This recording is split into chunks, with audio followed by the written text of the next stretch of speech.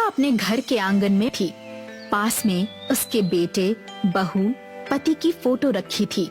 वो तस्वीर पर हाथ फेरती है और उसकी आंखों में आंसू आ जाते हैं। राधा उस गांव की एक बुजुर्ग महिला थी जिसके परिवार की कुछ समय पहले एक दुर्घटना में मौत हो गई थी। कुछ देर बाद राधा तालाब के किनारे पहुंचती है। तभी गांव का एक व्यक्ति रामलाल पास आकर उसे घूरता है। राधा, तुम तालाब का पानी नहीं ले सकती। तुम मनहूस हो। अपने बहू, बेटे और पति को तो खा गई और अब पूरे गांव को अपनी छाया से बर्बाद करना चाहती हो। रामलाल, मेरे परिवार की मौत एक हादसे में हुई थी। इसमें मेरा क्या दोष? मैं भी इसी गांव की हूँ। मुझे भी पानी लेने का हक है।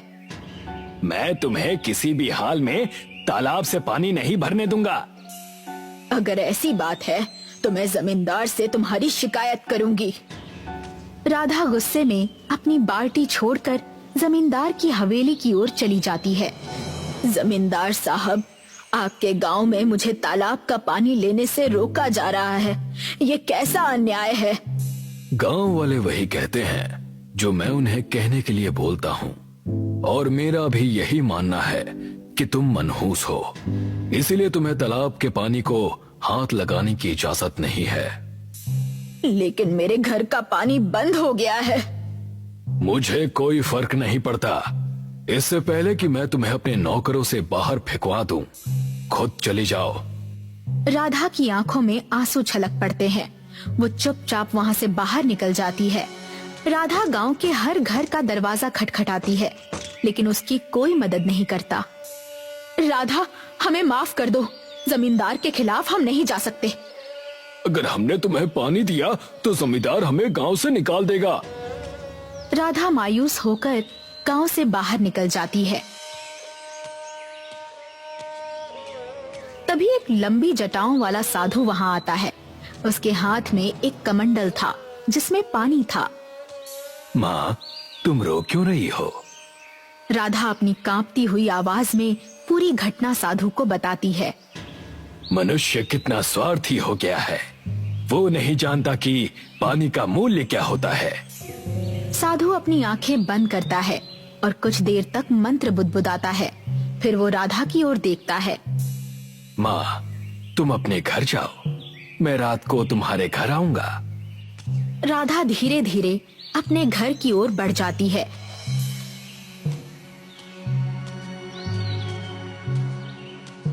उसकी नजर एक बंद कमरे की ओर जाती है जहाँ से हल्की रोशनी आ रही होती है। ये रोशनी कहाँ से आ रही है? वो धीरे धीरे कमरे के दरवाजे की ओर बढ़ती है।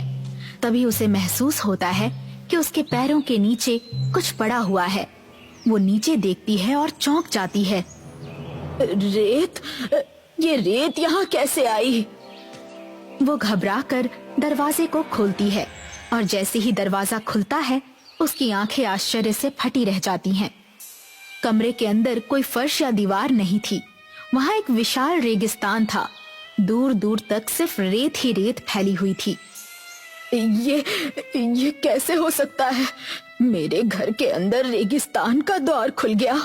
कहीं मैं सपना तो नहीं देख रही? वो धीरे धीरे कदम बढ़ाती है। तभी रोशनी के बीच वही साधु प्रकट हो जाते हैं। साधु बाबा, ये क्या हो गया? मेरा घर तो रेगिस्तान में बदल गया। मैं तो पहले ही प्यासी मर रही हूँ और आपने इसे और मुश्किल बना दिया। चिंता मत करो माँ, मेरे साथ चलो।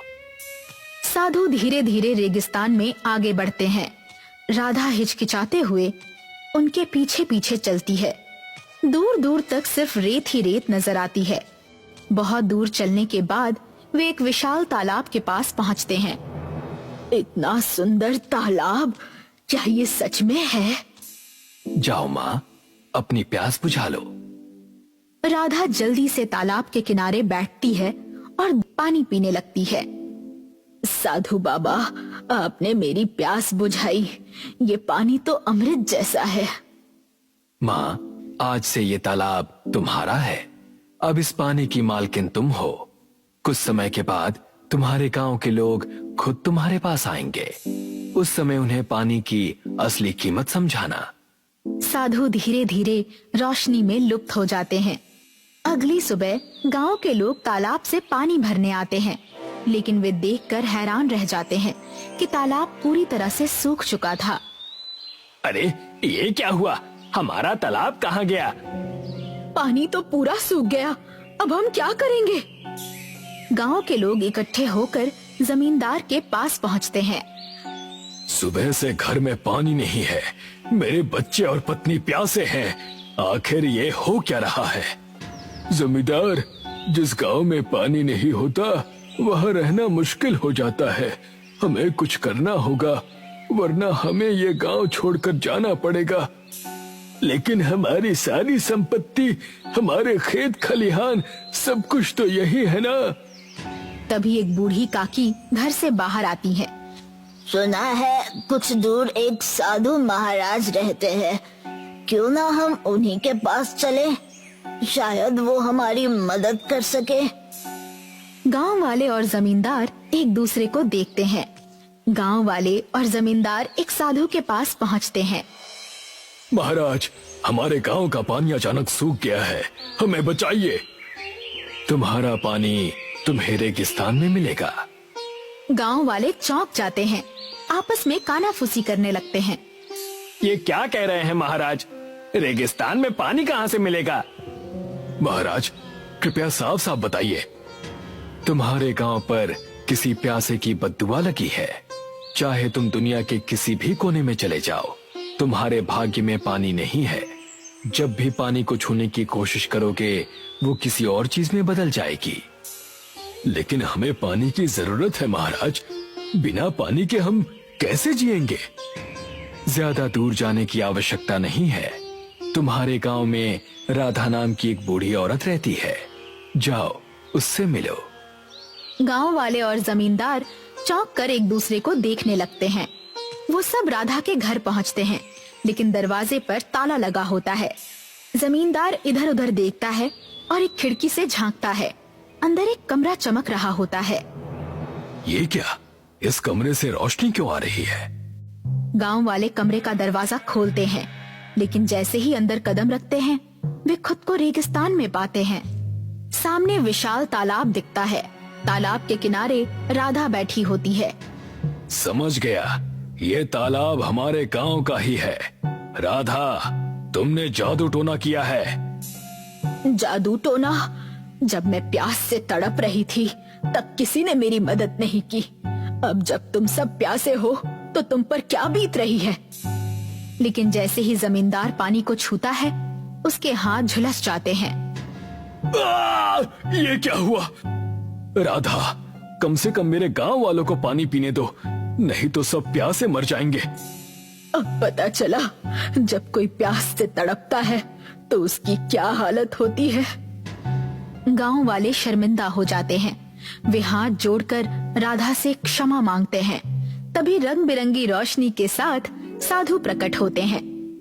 ये सब मैंने ही किया था, ताकि तुम्हें एहसास हो कि कोई भी व्यक्ति मनहूस नहीं होता। राधा का परिवार उसे छोड़कर चला गया, तो इसमें उसका क्या दोष? लेकिन तुमने उसके साथ अन्याय किया। हमने बहुत बड़ी गलती की महाराज। गलती को सुधारने का एक ही उपाय है, राधा को उसका सम्मान वापस दो। गांव वाले राधा को साथ लेकर वापस गांव लौटते हैं। गांव लौटते ही तालाब वापस प्रकट हो जाता है। अब से तुम हमारी माँ जैसी हो राधा, हम तुम्हारा पूरा ख्याल रखेंगे। गांव वाले भी हामी भरते हैं। राधा की आंखों में खुशी के आंसू आ जाते हैं।